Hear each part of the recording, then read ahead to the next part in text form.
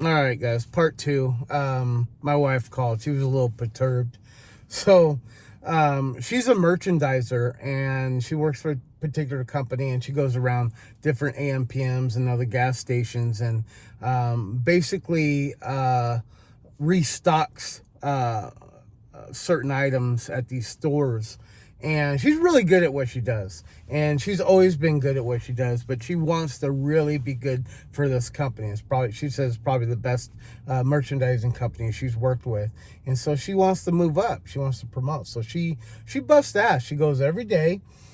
She hardly ever calls in sick, and she bitches and moans every morning because she doesn't want to go. But and who does? And she's tired, and she's a hard worker.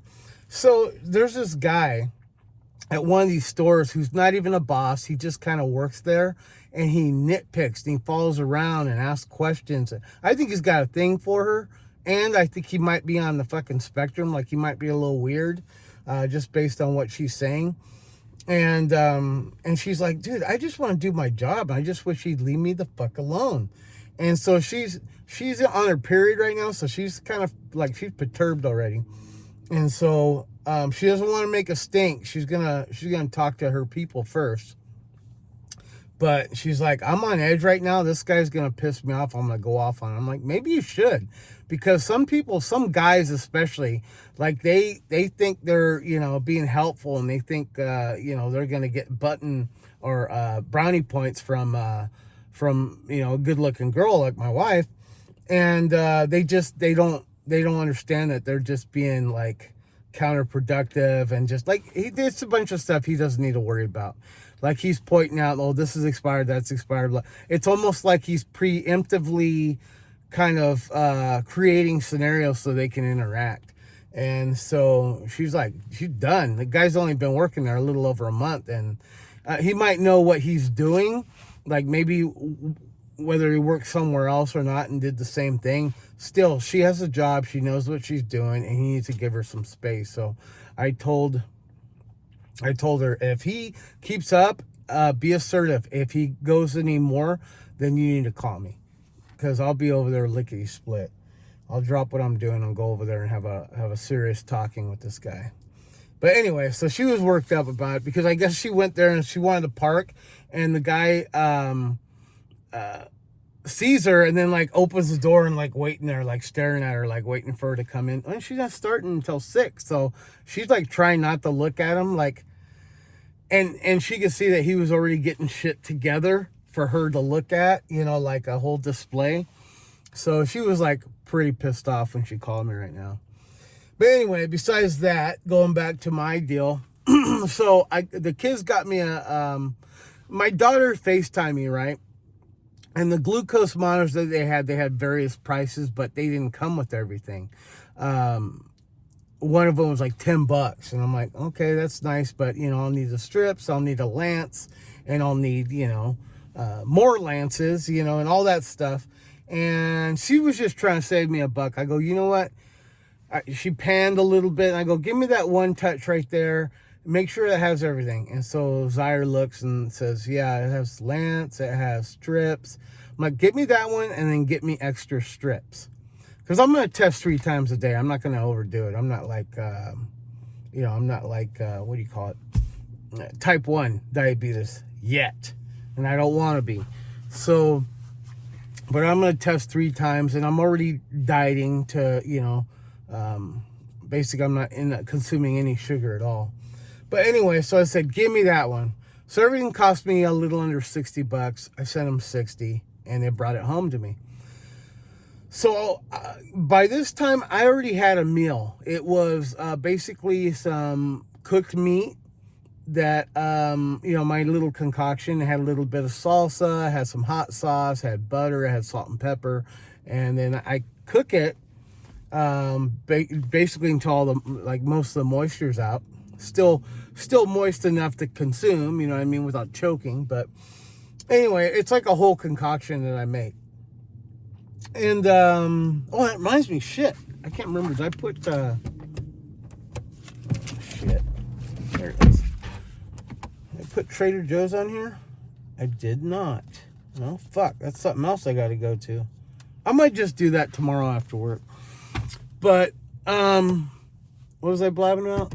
Okay, so, I had just eaten, okay, like within a half hour of them getting back. So, I just want this light to turn off. What's going on here?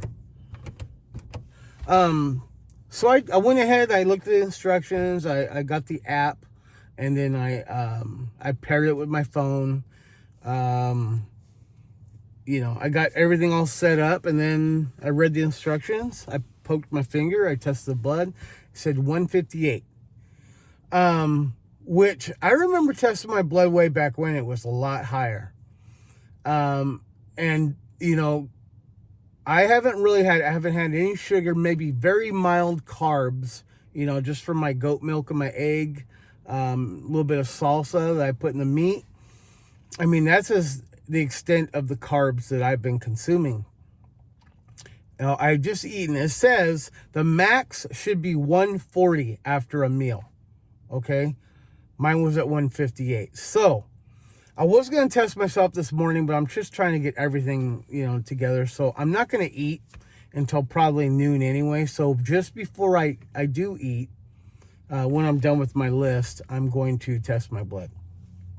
So that's where I'm at right now. My first submission of blood glucose was 158. So I'm like, my wife's like, well, is that really bad? Like, yeah, 140 is on the high after a meal and you're 158. Is that really that bad? I'm like, I don't know.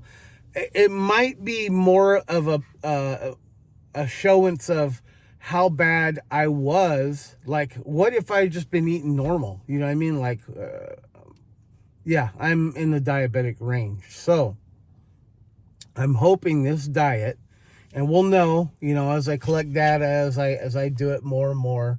You know, I'm gonna test myself before I eat, and then probably a couple hours after I eat, and then before bed. And then I'm just gonna do it 3 times a day and just see what it looks like. You know, kind of play with it. So I'm glad I got it because, yeah, I know I had a problem. I know my blood sugar was fucked up. So anyway, that's where I'm at right now. So I got a busy day. It's already started to sprinkle. So yeah, it's a no car wash day. So at least that'll save me some time. But you know what? I wanted to have the shit vacuumed. You know what I'll do? I'll just blow it out real quick. I like the car clean if I have Uber drivers, you know, or Uber riders.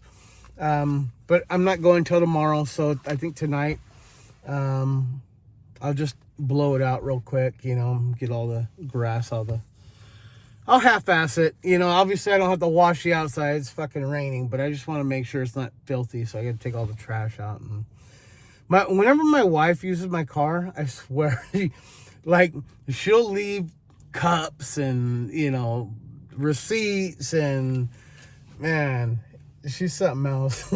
I love her to death, but that's like one of my pet peeves. Like, I need my car, you know, clean. I can't stand to have trash anywhere. I don't care how small it is.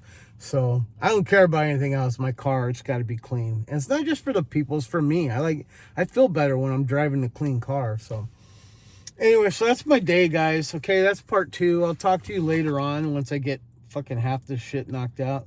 I might even talk to you while I'm waiting for Lucy, because I'm only going to take care of 3 things before I drop Lucy off. Then I got to go red carpet, Jiffy Lube, Costco. All right. I think I might even go to Letty's today. It's Monday, I know, but I probably won't go there on Friday. So I think I might go have lunch with my daughter, Audrey. It's her turn to treat, by the way. So I think we'll go to Castillo's. I haven't been to Castillo's in a long time. So, all right, guys. I got to get my job rolling here. Get all my stuff. So, all right. I'll talk to you later. Bye.